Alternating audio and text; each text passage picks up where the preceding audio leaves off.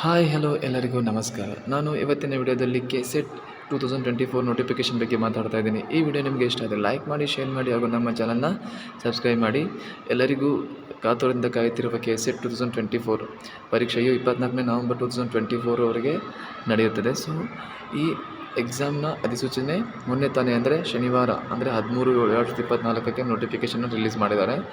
So ಈ notification ಪ್ರಕಾರ online ಮೂಲಕ ಅರ್ಜಿ ಸಲ್ಲಿಕೆ ಪ್ರಾರಂಭದ ದಿನಾಂಕ 22/7/2024ರಿಂದ ಸ್ಟಾರ್ಟ್ ಆಗುತ್ತೆ. ಆ್ಯಂಡ್ ಆನ್ಲೈನ್ ಮೂಲಕ ಅರ್ಜಿ ಸಲ್ಲಿಕೆ ಕೊನೆಯ ದಿನಾಂಕ 22/8/2024ವರೆಗೆ ಇರುತ್ತೆ. ಸೊ ಅರ್ಜಿ ಶುಲ್ಕ ಪಾವತಿಸಲು ಕೊನೆಯ ದಿನಾಂಕ 26/8/2024ರಂದು. ಸೊ ಪರೀಕ್ಷೆ ದಿನಾಂಕ ಯಾವಾಗಿರುತ್ತೆ ಅಂದರೆ 24/11/2024 ಅಂದರೆ ನವಂಬರ್ 24ಗೆ ಪರೀಕ್ಷೆ ನಡೆಯುತ್ತೆ. ಸೊ ನೀವೇನು ಮಾಡ್ಕೋಬೇಕು, ಅಪ್ಲಿಕೇಶನ್ ಸ್ಟಾರ್ಟ್ ಆದ ತಕ್ಷಣ KE ವೆಬ್ಸೈಟ್ http://ke.kr.nic.in ಹೋಗಿ ನೀವು ಅಪ್ಲಿಕೇಶನ್ ಅಪ್ಲೈ ಮಾಡ್ಕೋಬೋದು. ನಾನು ಮುಂದಿನ ವಿಡಿಯೋದಲ್ಲಿ ಡೀಟೇಲಾಗಿ ಯಾವ ರೀತಿ ಅಪ್ಲಿಕೇಶನ್ ಹಾಕಬೇಕು ಅನ್ನೋದನ್ನು ತಿಳಿಸ್ಕೊಡ್ತಾ ಇದ್ದೀನಿ. ಓಕೆ, ಇವಾಗ ನೋಡಿ.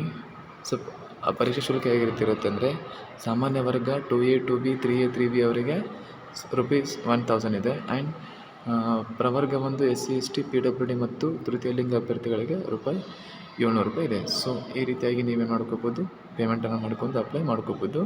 ಸೊ ನೀವು ಪೇಮೆಂಟನ್ನು ಕಾರ್ಡ್ ಮುಖಾಂತರ ಅಥವಾ online payment, official channel, money draw order, demand draft, so ಈ ಥರ ಯಾವುದಾದ್ರ ಮುಖಾಂತರ ನೀವು ಪೇಮೆಂಟ್ನ ಮಾಡ್ಕೋಬೋದು. ಇನ್ನು ಎಕ್ಸಾಮ್ ಯಾವ ರೀತಿ ಇರುತ್ತೆ ಅಂದರೆ ಫಸ್ಟ್ ಪೇಪರ್ ಜನರಲ್ ಪೇಪರ್ ಇರುತ್ತೆ. So maximum marks 100. ಸೊ ಇದರಲ್ಲಿ 50 ಪ್ರಶ್ನೆ ಇರ್ತವೆ. ಸೊ ಒಂದು ಪ್ರಶ್ನೆಗೆ 2 ಅಂಕಗಳು.